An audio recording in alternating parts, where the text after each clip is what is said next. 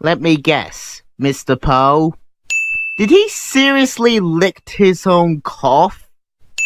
Hello, my name is Lemony Snicket, and I'm sorry to say that the alleged entertainment you are watching is extremely unpleasant. Yeah, I already know that. Thank you for reminding me for the 10th time. Jacqueline, could you bring the Baudelaire file in here, please? Mr. Poe is lazy. Jacqueline, could you bring the Baudelaire... Can you just stand up? The sad history of the Baudelaire orphans did not begin in the private, somewhat ill-decorated office of Mr. Poe at Mokshuari Money Management. Nor does their story begin on this gray and cloudy morning at Briny Beach. Nope. It started with you telling us not to watch this show. Flashbacks from the first part. Resulting in an act of violence that ought not to be shown on screen. But it did shown on screen. Why do the Baudelaire orphans suffer through this series of unfortunate events? Roll credits. Why do I do it? Count Olaf, they ask me. Why are you an actor? That is what I'm wondering as well. Because you're completely at it. Nobody brought the costumes? I am surprised that nobody brought costumes. There's 6 of you guys and you didn't do one simple job. Without costumes, Count Olaf resorts to stealing clothing, and he's somehow gotten away of it because nobody paid attention. I have an appointment. Name? Yes, Sika. Haircut. This works. I know that this lady is actually a spy, which makes this more sense, but if that person was a different assistant, then she/he would expect Olaf would be stealing the Baudelaire's file. The scene you see behind me is called a flashback. That is a word which here means taken place during the events of the last episode. I know what a flashback is.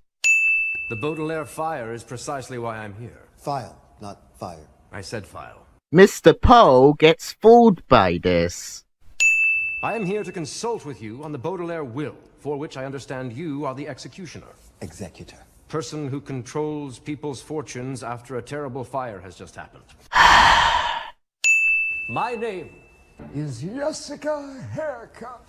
Why do you need to do that in an elderly voice? I don't know, Mr. Count Count? on me. This still works. Really? You think so? I like how Mr. Poe made that in sarcasm, but I have a feeling because he's so blinded to see things, he's very serious with this. Jacqueline, can you please bring in a very large ruler? Very large ruler. Hey, Mr. Poe can do things. I wish our parents' money could be used now instead of when you come of age. Then we could buy a castle and live in it with armed guards patrolling the outside to keep out Count Olaf and his troop. A large inventing studio and a library. That's how much your bank account has? No wonder Count Olaf wants it desperately. 7. 7. 7. 7. Overload use of 7s. Who the hell's calling him to remind him of 7? Anything but 7. He calls us orphans. You are orphans. He has terrible friends. I have terrible friends. Logic that isn't logical. Why did Mr. Poe hire an assistant that doesn't have any hands? Shall I let them off the hook? Literal bad pun. The word standoffish is a wonderful one, but it does not describe Count Olaf's behavior toward the children. Joe would be great at SeriesSins. Now stop stealing my job. Standoffish refers to a person who, for various reasons, is not associating with others. Hey, shut up. I'm trying to see what Jacqueline is doing. The ability to dial someone at the telephone booth with high heels is bullshit. Did I hear coin? Sunny, sunny, sunny. Violet? Violet, violet, violet. Does Olaf even pay attention? I mostly pay attention and see how many sins I've made. I have never been married myself. I once desperately loved a remarkably brave and bravely remarkable woman. The narrator talking about his own life. Theatre has its own fancy nameplate. I have quite the interest in theater, you know, learning lines and curtsying for the audience and wearing costumes. And because of your interest of acting, Count Olaf's plan can work. What such luck! Justice Strauss, do you have anything on local ordinances? Of course she does! Her library has everything, even an entire section for local ordinances. Well, I do have a section on rashes. It's right next to Chinese cars. Geez, a section of rashes, theater, Chinese cars. What's next? An entire bookshelf of grammar? Nuclear, nudism, nugget. Those words can't be together in the dictionary. You are about to find your drab, legal, beagle existence transformed when you become the exciting new face of the next Count Olaf production. This somehow works. While we sign a document which you shall bring from City Hall for added realism. I don't think you can do that. Cake tasting. The only reason why Count Olaf hasn't torn you limb from limb is because he hasn't gotten a hold of your fortune. This henchman just exposed so f***ing much of Count Olaf being a villain, which we already knew when I first heard of him. You don't know the difference between figuratively and literally, do you? Well, we are about to be told the differences, so no need to know even if I didn't know, in which I did know. I knew that. I was testing you. Do you really knew that? I wouldn't marry your sister if she were the last orphan on Earth. Count Olaf mispronounced person. My sister isn't old enough to get married. You see, Violet can get married if she has the permission of her legal guardian. And she does. Yeah, but it doesn't mean the legal guardian can marry the child. Klaus has a chance to leave the house and go to Mr. Poe, but because he cares about his sisters, he goes upstairs and joins them, resulting them getting trapped by Olaf and his henchmen. That is like the next level of kidnapping babies edition, which is too much. Wrong transaction. How the f*** did this lady gotten underground with the tree behind her? Children must be so frightened. We're all frightened, Gustav. We're all frightened, cliché. I am not joking. She would somehow make a grappling hook with this junk. Who wants to see Neil Patrick Harris in a wedding dress? Because I don't. Her invention worked, but it is a you to gravity, weight, and logic. Someone being scary. Over and out. Count Olaf doesn't know what the phrase over and out means. Which means that I will soon be your henchperson-in-law. Henchperson-in-law. Klaus, I'll touch whatever I want. And with that said, Count Olaf touches Violet's shoulder to show how much he can touch, and how rapey he can be. When the sand runs out in the... whatchamacallit. Count Olaf doesn't know what an hourglass is. Also, Count Olaf left the orphans in a room that he forbids them to enter. I'm sorry it didn't work. The invention worked fine. I just got caught. No, your invention shouldn't work. That was a short-ass hourglass. What was that? 20 seconds? I didn't realize the sand went so quickly. I bought it online. Jeez, how did he even got it online if he doesn't got internet? Heck, does he even have a computer?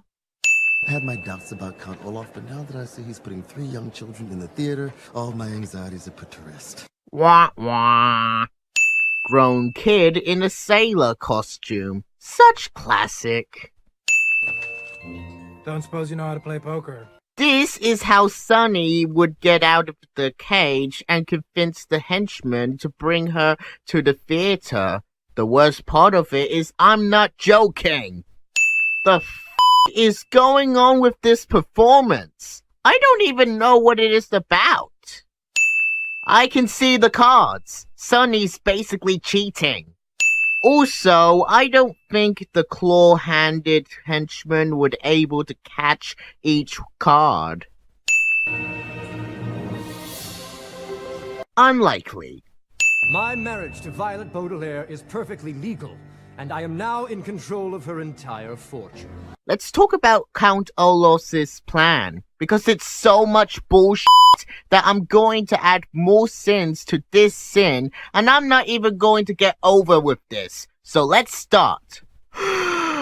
First, after the fire of the Baudelaires, Count Olaf needs to know that the financial fortune would go to the children, so in able to get that fortune, he has to first get costumes to disguise himself as a random person, and then convince the banker that Count Olaf was their relative, and he is the one who lived the closest without knowing which relative lives closer.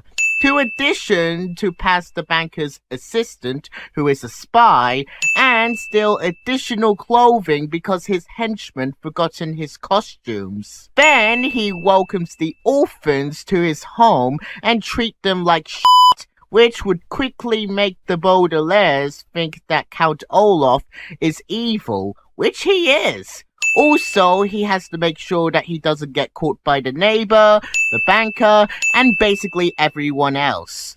Then he announced a theater performance. He needs to know that his plan to marry Violet would be legal, which I don't think he would know.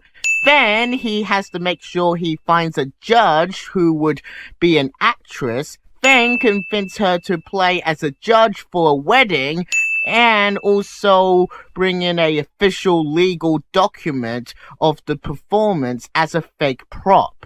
And when the Baudelaires find out that his evil real plan, which he didn't try to make sure the orphans didn't find out, he has to make sure he doesn't tell anyone about it by locking them up in a room full of secrets and tied up a baby who can chew about anything.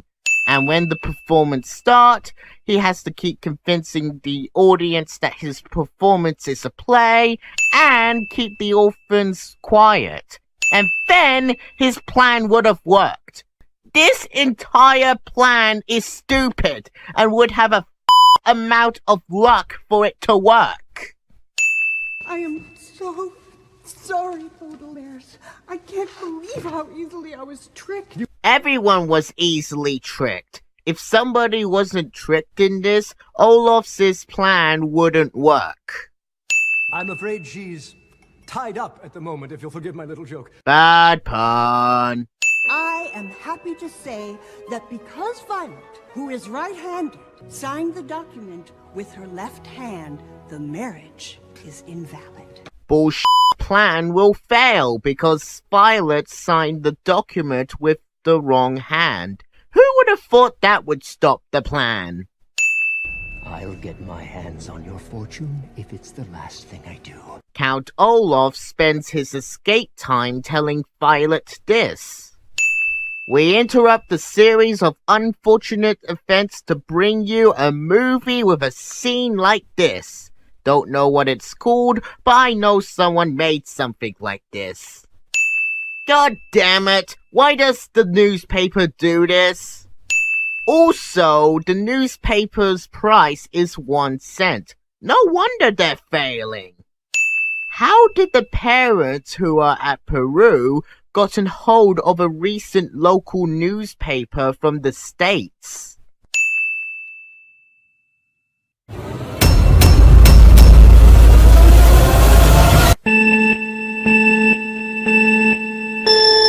And don't forget your enormous fortune. I apologize for the noise. I told them to cry using their inside voices. The bathroom is filthy. The rat is noisy. The bed is cramped. I'm handsome and I'm talented and love your bank account! All of the artistic and financial aspects of my career are finally coming together. Is it really worth it to chase an enormous fortune? The Baudelaire fire is precisely why I'm here, for which I understand you are the executioner. Executor. Person who controls people's fortunes after a terrible fire has just happened. I don't know, Mr. Count, I would stake my fortune on it, or my name's not whatever it is I told you it was. It's that secretary. While we sign a document which you shall bring from City Hall for added realism. Seize the children! The only evil plot going on is the one you'll see on stage.